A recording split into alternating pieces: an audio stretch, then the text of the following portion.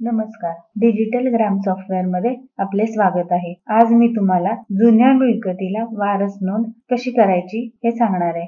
नमुना क्रमांक 8 ला क्लिक करायचे. नमुना क्रमांक 8 ला क्लिक केल्यानंतर मिळकत कर आकारणीवर सिलेक्ट करायचे. आता आपल्याला 1 नंबरच्या मिळकतीची वारस नोंद करायची. तर 1 नंबरच्या मिळकतच्या एडिटला जाऊन मालकाचे नाव कॉपी करून घ्यायचे. त्यानंतर नमुना क्रमांक 8 मध्ये मास्टर मध्ये नवीन नाव नोंदणीला क्लिक करून घ्यायचे. या कॉलम मध्ये ते मगाशी कॉपी केलेले नाव पेस्ट करायचे. शोधाला क्लिक करायचे. नाव शोधल्यानंतर त्या नावाच्या समोर असलेल्या एडिट या बटनला क्लिक करायचे. या व्यक्तीच्या नावाच्या खाली मयत या बटनला क्लिक करायचे. वारसदाराचे नाव घालायचे XYZ आणि बदल करायला क्लिक करायचे. बदल केल्यानंतर नमुना क्रमांक 8 मध्ये मिळकत कर आकारणीला जाऊन या मिळकतीची प्रिंट काढून चेक करायचे. प्रिंट वरती मयत व्यक्तीला कंस पडून वारसदाराचं नाव कंसाच्या बाहेर दिसेल.